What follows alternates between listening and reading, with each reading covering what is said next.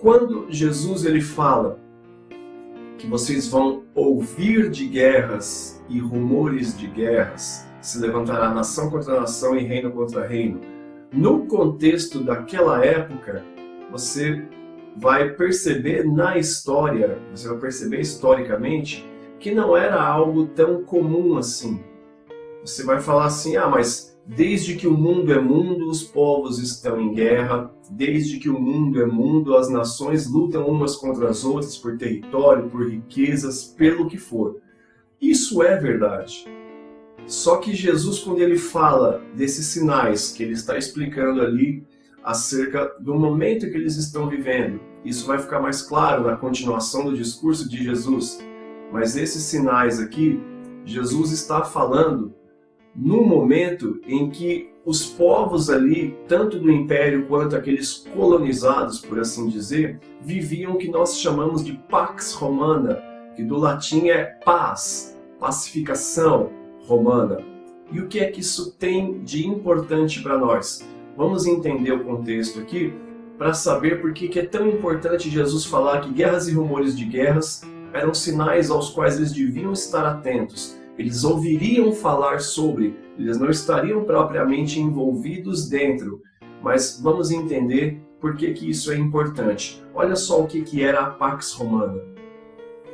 Quando o Império Romano se expandiu grandemente, ele teve que adaptar suas políticas para governar e estruturar igualmente os demais territórios e povos conquistados por eles. A partir de quando Roma deixou de ser república e tornou-se império, foi criada a política de governos chamada Pax Romana. Isso era o que? Era um conjunto de práticas políticas que definiam a paz e a prosperidade desses territórios dominados por Roma. Teve início em 27 a.C., com a coroação de Augusto César, e terminou em 180 depois de Cristo, com a morte de Marco Aurélio. Apesar do vocábulo latino pax indicar paz, essa política de Pax Romana não foi propriamente pacífica. Então, em síntese, o que é que seria a Pax Romana? Roma se expandiu de tal maneira e conquistou tantos povos e tantos impérios que eles estabeleceram uma política nesses povos, nesses países que eles conquistaram, que foi chamada de a Paz Romana. É como se eles governassem tudo e chegassem nesses lugares que eles conquistaram, que eles tomaram pela força, pelo poderio militar, e implantassem o seu estilo, o seu modo de viver naqueles lugares, para que eles fossem representações, como se fossem embaixadas romanas, onde se aplicava a lei romana, se falava o idioma dos romanos, se aplicava a cultura, a filosofia, a história dos romanos, se aprendia a escrever sobre os romanos. Eram pequenas Romas que eram ali instituídas e estabelecidas nos lugares onde eles conquistavam. Então, por que era chamado de paz romana? Porque se você tivesse nos lugares conquistados várias pequenas outras Romas, Roma não brigaria com Roma. Tá? E isso durante um certo tempo funcionou. Só que não era exatamente uma pacificação, porque se estabelecia uma certa paz, mas a coisa não era bem assim. Vamos continuar aqui. Roma se estabeleceu como império justamente com as inúmeras conquistas através da guerra e o poderio das legiões romanas. Inclusive, a presença das mesmas nos diversos territórios conquistados é que garantia essa paz e resistia a qualquer possível revolta dentro de um desses territórios.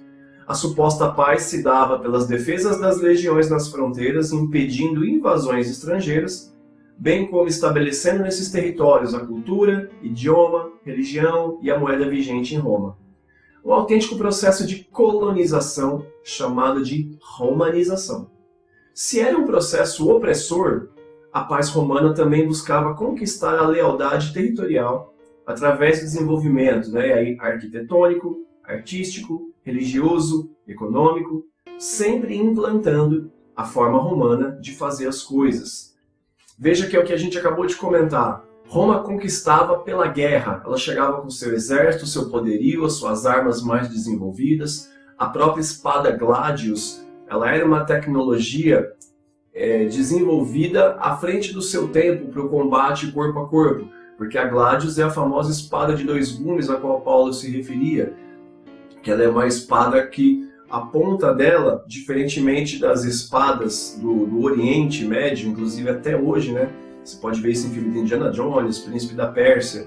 As espadas orientais, principalmente pro lado dos árabes e muçulmanos, ela era lâmina, apenas de um lado, com um formato curvo.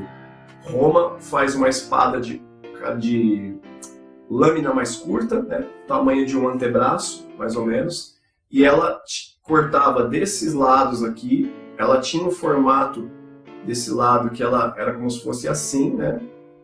Seria um losango aí, né? Como se fosse um losango, no formato da lâmina dos dois lados. Ela cortava aqui, e na ponta ela fazia essa pontinha que era um triângulozinho. Ela cortava aqui e cortava na ponta em cima. E ela era lâmina curta, porque eles tinham ali o sistema, né, de escudos, né? Que eles se protegiam. E aí, quando abria, eles atacavam de frente. Então ela cortava aqui e cortava na ponta. Razão pela qual Paulo usa a gladius como um exemplo de uma espada de dois gumes tão cortante que divide a medula da junta, que são partes indivisíveis, assim como alma e espírito, mas esse é assunto para outro vídeo. Paulo fala a palavra de Deus é como essa espada gladius, tão pontiaguda que divide coisas indivisíveis, né? E isso era uma tecnologia revolucionária para a época, porque eles tinham essa possibilidade de se defender e com um ataque mais próximo, eles atacavam com essa espada e retiravam. Razão também pela qual Paulo fala que aquele que maneja bem a palavra de Deus, né, quando ele faz recomendação aos obreiros, ele fala que maneja bem. Manejar é um verbo usado para armas, para lâminas, para espada. Então ele fala de realmente usar a palavra como algo que no corpo a corpo ela tinha uma eficiência maior em relação ao seu oponente. E aí ele fala de manejar a palavra no uso de ataque e defesa, por assim dizer.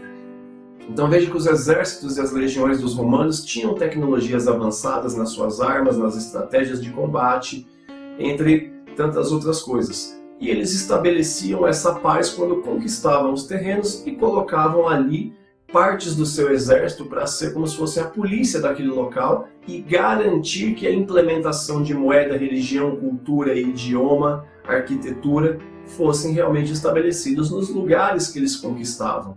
Tá? Então era uma aparente paz, mas segundo a opressão vinda pela conquista do território através da guerra. Mas também é inegável, como a gente falou, que essa Pax Romana ela trazia para áreas mais pobres ou mais subdesenvolvidas o avanço que Roma oferecia, com cultura, moeda, filosofia, idioma, religião, arquitetura, construções, a própria adaptação e ensino das técnicas militares das pessoas que cresciam ali. Enfim, também tinha seus benefícios, se é que pode dizer que eram benefícios. Continuando aqui. Roma investiu em infraestrutura com edifícios e monumentos públicos que atendiam à necessidade da população, o que dinamizou a economia e agradou os povos locais, é lógico.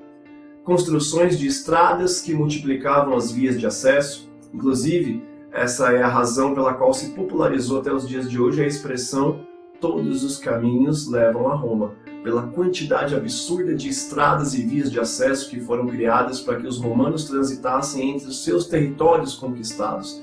Por isso vem a expressão "todos os caminhos levam a Roma", por causa da grande quantidade de estradas e vias de acesso que os romanos construíram nesse período de Pax Romana. Também nesse período se disseminou e popularizou o latim, falado e escrito. Inclusive, essa é a razão pela qual se popularizou também, até os dias de hoje, a expressão "quem tem boca vai a Roma".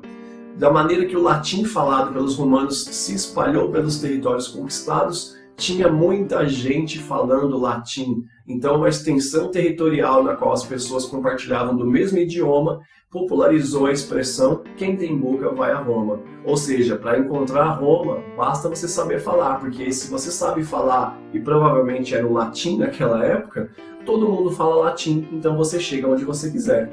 Tá? É por isso que se popularizou a expressão "quem tem boca vai a Roma", porque muitos lugares, territórios e povos falavam latim naquela época. Tá? Tanto que o latim ele foi o primeiro inglês falado em grandes extensões territoriais e países diferentes. Depois veio a ser o grego e hoje o inglês que nós conhecemos, mas isso também é mais para frente.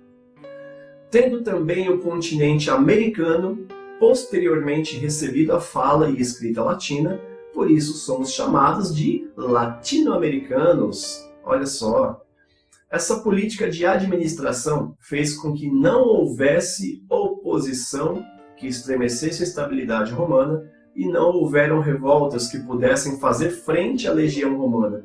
Por isso esse período foi chamado de Tempo de Paz Romana. Então a estrutura foi tão grande que durante muito tempo não houve quem pudesse se levantar contra Roma. Primeiro porque não tinha força para isso. Segundo porque também, se você for pensar, não era muito inteligente abrir mão desses benefícios. Você recebe uma moeda com valor mais alto, você recebe o idioma e cultura que te possibilitam acesso a lugares mais remotos, você tem infraestrutura, você tem ali edificações de prédios públicos, né, como por exemplo os primeiros bancos, as primeiras escolas, né, os primeiros auditórios, os primeiros locais para eventos públicos, tinha seu certo benefício. E isso meio que fez com que a Pax Romana durasse todo aquele tempo que a gente já viu, né, até 180 depois de Cristo. Veja que Cristo está falando isso aproximadamente no ano 30, a Pax Romana ela acaba em 180 depois de Cristo. Então aí, basicamente, 150 anos depois que Jesus faz esse discurso, é que a Pax Romana vem se acabar, né? Então por isso esse período de paz durou tanto tempo, por causa desses vários benefícios conquistados, é verdade, com guerra e opressão, mas que depois o nosso país mesmo é resultado de uma colonização portuguesa, né? Então, tem os prós e tem os contras. Claro que muita gente morreu para que isso acontecesse, foi uma coisa imposta, autoritária, mas foi chamado de período de Pax Romana, conhecido historicamente, tá? Que é uma coisa mais ou menos parecida com o que acontece no Dia de Ação de Graças, né, na América do Norte, que tem o lado daqueles que chegaram de fora e entraram no território ali, e eles dão ação de graças por ter conquistado. Mas se você for olhar do lado dos indígenas, dos nativos norte-americanos ali, não é um dia para se comemorar e não é um dia para se dar graças, porque eles foram os invadidos, né? Mas isso também é história para um outro vídeo, só que é um paralelo oportuno para a gente fazer. Continuando. Nesse período nasce Jesus e vivem os apóstolos, período de Pax Romana, tá? Tempo que não havia oposição para Roma, onde guerras entre povos e nações era impensável para aquela época. O apogeu romano parece ser eterno, pois ninguém prevalecia contra o avanço cultural, tecnológico e econômico. Essa difusão latina foi um facilitador da implementação da cultura grega por todo o mundo. Nessa época, o grego ele já era um idioma global, como temos, por exemplo, hoje o inglês, visto que os documentos mais importantes da época eram escritos em grego, como, por exemplo, o Novo Testamento, entre outras famosas obras literárias, especificamente novelas e filosofias gregas.